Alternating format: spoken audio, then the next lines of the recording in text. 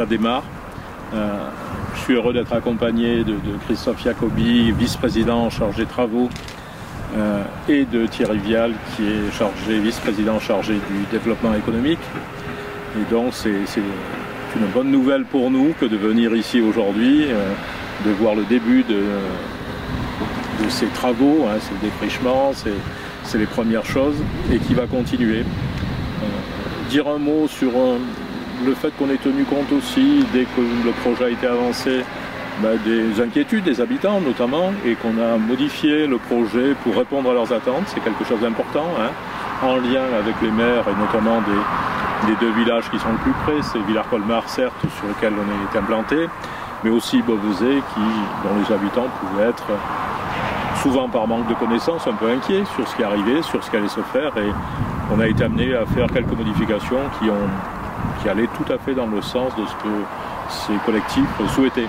Donc voilà, donc aujourd'hui c'est parti, je le disais, fin des travaux, le printemps, fin du printemps, début de l'été, hein, on peut partir là-dessus. Bon, les conditions météo feront qu'on sera un petit peu en avance ou un petit peu en retard, mais bon, ça c'est la vie qui est comme ça. L'important c'est que ça ait pu commencer.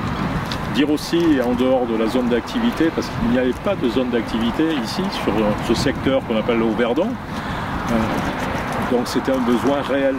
Et les entreprises attendent, et certaines depuis très très longtemps, qu'on puisse faire cette réalisation. Et je pense que d'autres viendront compléter l'offre qu'on fait. Et je pense que dès maintenant, voir que ça commence, on va avoir une série d'appels, et notamment les entreprises avec qui on a eu contact vont formaliser la démarche. Aujourd'hui, c'était des renseignements. Je pense que demain, ça sera au-delà de ça. Donc voilà, sur cette zone d'activité, ça me paraît important. Alors, mes deux collègues vont sans doute intervenir un peu sur des aspects plus techniques, plus importants, et pourront répondre de manière plus précise à vos questions. Un seul mot, je voulais dire, c'est un des chantiers qui est lancé, mais avec deux phases, je dirais.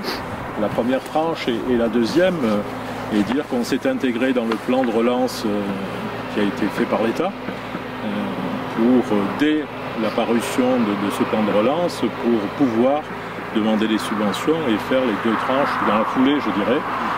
C'est bien parti. On a l'État, notamment à travers le sous-préfet qui nous soutient là-dessus, qui avec nous comprend l'intérêt économique d'avancer pour nos entreprises du territoire très vite. C'est un des chantiers. Il y en a d'autres sur la communauté de communes, hein. J'ai tendance à dire qu'on est une communauté de communes qui construit, hein. Et c'est la maison de pays sur Castellane, c'est la halle des sports sur Saint-André-les-Alpes, c'est l'atelier de la Châtaigne sur Anote. Et vous voyez que géographiquement sur le territoire, on a une série de projets qui prennent forme. Et là on est au-delà des études, voilà, on rentre dans le vif du sujet, ça construit, hein. Et donc le bout du bout, c'est pour le bien-être de nos habitants, des habitants de ce pays, hein, le pays de montagne. Et on pense effectivement que, et c'est le seul point positif du Covid sans doute, que de plus en plus on aura des populations qui viendront rejoindre notre territoire. Et déjà ceux qui viennent sont heureux d'y vivre malgré les conditions un peu difficiles quelquefois, mais heureux d'être dans cette nature et dans ce beau pays. Voilà, je crois qu'on a des richesses, il faut qu'on les exploite, et les projets qu'on lance, c'est destiné effectivement au bien-être des habitants et au développement économique aussi de ce territoire, hein, parce que derrière ces projets, il y a des emplois dans les entreprises du territoire, et c'est ça qui nous plaît beaucoup. Projet qui date d'un certain nombre d'années et que peut-être certains pensaient même qu'ils ne verraient jamais le jour. Mais finalement, nous y sommes, enfin, après un travail long, fastidieux, des dossiers réglementaires pour arriver à enfin pouvoir voir les machines. Donc très satisfait, et j'espère que nous pourrons rapidement mettre en place la commercialisation des lots pour pouvoir permettre à ces entreprises en demande de pouvoir enfin se projeter sur de la construction et répondre à ces besoins qui sont exprimés quand même depuis un certain nombre d'années. En quelques mots, hein, c'est une zone donc, qui s'étend sur 60 000 m², qui permettra la commercialisation de 35 000 m² et qui pourra permettre donc 12 lots de 500 à environ 12 000 m². Donc ces lots sont aujourd'hui prédéfinis sur des formats qui pourront peut-être évoluer selon les besoins, mais en tout cas nous sur les différentes études et le travail initié, nous sommes partis sur ces possibilités-là. Ciblé pour quelle entreprise Alors, on n'a pas défini d'entreprise particulière, c'est autant de l'entreprise endogène, donc du territoire, ou exogène, donc d'entreprises qui pourraient venir de l'extérieur. Donc pour l'instant, sur les demandes, on a des demandes de l'extérieur. Et on a quand même principalement, je dirais, des demandes du territoire, donc d'entreprises qui sont, je ne vais pas dire en souffrance de foncier, mais qui aujourd'hui sont très limitées. Et pour répondre à ces attentes, clairement, au risque de perdre une entreprise, oui, c'est la zone qui est sortie de terre et qui sortira, j'espère, très vite, qui permettra de fixer ces entreprises sur le territoire qui génèrent de l'emploi, de la vie et donc l'activité économique au sens large. Donc c'est vraiment essentiel. Mais au niveau des cibles, nous n'avons pas défini aujourd'hui d'entreprise en particulier, si ce n'est que cette zone n'accueillera pas d'entreprise de l'alimentaire, tout simplement commerciale, voilà, pour éviter de faire de la concurrence aux entreprises déjà implantées sur le territoire, sur la restauration notamment. Voilà, de l'activité de restauration sur la zone artisanale, ce n'est pas concevable étant donné qu'il y a déjà un service de proximité qui est offert. Là, c'est pour conforter les entreprises du territoire, permettre à d'autres entreprises de venir sur le territoire pour le développement économique et le développement de l'emploi, mais en aucun cas pour entrer en concurrence avec les entreprises déjà implantées. En complément, donc, au niveau de cette zone, on va travailler sur le côté environnemental, limiter l'impact le plus possible d'une zone commerciale. C'est vrai qu'aujourd'hui, les zones d'activité plutôt, souvent ce sont des tâches au milieu de la nature. Donc là, on a essayé de conserver, selon les directives de l'État, mais ça a été quand même une volonté aussi de conserver de la nature. Hein. Et dans le cahier des charges qui sera mis en place, on ne pourra pas accueillir effectivement, comme a dit Thierry, des activités commerciales, mais également des activités polluantes. Voilà. Donc ça, c'est une vraie volonté. On a une vallée qui est quand même scalée. Et aujourd'hui, mettre une activité polluante sur une zone d'activité, c'est un peu gênant. Voilà. Donc on fera attention là-dessus. Et c'est vrai que donc il est prévu, vous voyez qu'on a gardé certains arbres et on en plantera d'autres. Donc le plan qu'on a vu tout à l'heure montre bien que notre souci aussi, c'est de garder cet esprit nature. Voilà. Donc on fera attention aussi au niveau des constructions qui seront déposées, les permis seront déposés par chaque entreprise. On fera quand même attention au type de bâtiments qui seront installés. Donc ça, c'est le règlement de la zone. On va travailler là-dessus, hein, puisque c'est en cours. On va travailler là-dessus. Mais on va faire très attention sur ce côté-là et de ne pas avoir quelque chose de... oui, qui ne s'intègre pas au paysage. Voilà. Alors, ça reste quand même une zone d'activité, oui. Mais quand même, voilà, l'idée c'est que, voilà. Après, je sais que certaines personnes, certains pré-projets ont mis l'hypothèse de travailler sur le photovoltaïque. Donc, nous, on l'a pas limité là-dessus, hein, effectivement. Voilà. Donc, c'est un peu ce travail qui va dès qu'on aura une approche au niveau des lots précise, à ce moment-là, on travaillera là-dessus pour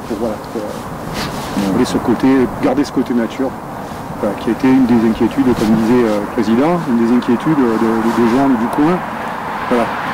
Vous savez que ce soit pour Villars-Colmar, mais aussi les villages alentours, c'est de l'emploi, c'est des familles, c'est des enfants qui vont arriver. Je crois qu'il faut ouvrir ces choses-là, et c'est important. Après, il peut y avoir le côté toujours un peu inquiétant quand on construit quelque chose et qu'on ne sait pas très bien, on n'en connaît pas les détails. Il peut y avoir une inquiétude, on y a répondu, mais il faut vraiment avoir ça dans l'esprit, que c'est vraiment du développement, quoi, et pour les villages. Et Dieu sait si on en a besoin. Oui, c'est essentiel pour les villages. C'est essentiel. Je pense que... La grosse inquiétude, c'est surtout l'alimentaire. Maurice pourrait le préciser. C'est pour ça qu'on l'a bloqué. L'enquête publique sur le permis d'aménager a été lancée. Donc ces interrogations, donc Maurice a de suite fait le nécessaire pour rencontrer les maires des communes de Villars et Beauvaisis, donc à l'occasion d'une réunion où on a tout simplement pris en compte ces remarques pour essayer d'adapter le projet en fonction de ces inquiétudes.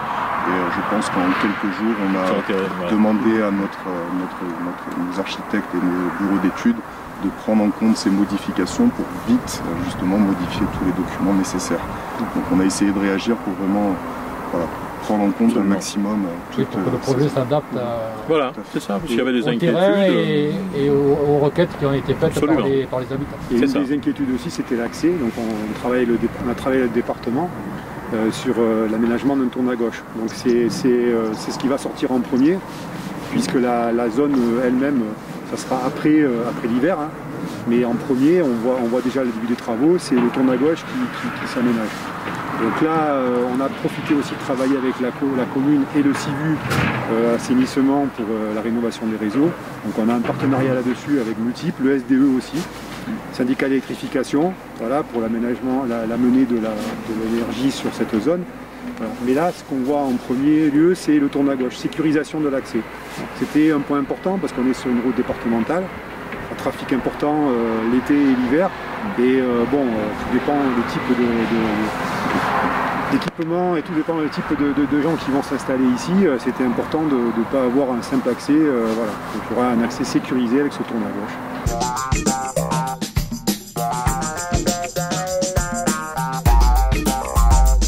C'est les financeurs, mais le projet s'élève quand même à 1 735 000 €, qui est hors taxe, bien sûr, et qu'on ne peut réaliser sans le soutien de nos financeurs. Il y a l'État, effectivement, qui a été à nos côtés, la région, le département, et bien évidemment la communauté de communes, pour qui c'était important. C'est un projet qui est lourd à porter pour une communauté de communes. On est dans un département qui n'est pas très riche, disons les choses, et une communauté de communes, c'était un projet qui était très lourd. Et c'est pas un projet d'une commune, Villars-Colmar, ou d'une communauté de communes, c'est un projet des 41 communes, dans un territoire qui est vaste, et ça c'est important aussi que tous les maires de ces 41 communes aient pu valider ce projet et étaient d'accord pour partir là-dessus, parce que ça pouvait être inquiétant pour les communes de dire, mais c'est pas dans notre coin géographique, je dirais. Deux, c'est un coût... Il y a des disparités aussi avec la neige, avec les... Voilà. C'est un coût important pour cette communauté de communes, quid de nos impôts, parce que voilà, tout ça se raconte, et aujourd'hui, ceux qui étaient inquiets commencent à avoir le sourire, en se disant, mais voilà, on avance de manière positive, et donc c'est quelque chose qui est bien, et c'est quelque chose qui répond à un véritable besoin, je le redis, parce que c'est important pour les entreprises, et il faut dire que dans le territoire, on n'est pas très riche en zone d'activité. Zone d'activité sur Entrevaux, le Brec, qui n'est pas... Alors, Saint-André, les Alpes, bien évidemment. Castellane, c'est entre deux. Mais donc, il y a Barème aussi, effectivement. Donc voilà, l'idée, c'est que le territoire puisse chaque fois, géographiquement, je veux dire, avoir du développement économique avec des structures. Et dans les projets que je vous ai donnés tout à l'heure, vous pouvez voir aussi que c'est chaque fois dans un coin du territoire que ces projets sont lancés pour que chacun s'y retrouve. Voilà, c'est équilibré, quoi. Voilà. Et c'est comme ça qu'on construit une communauté de communes solidaire. Et c'est notre objectif.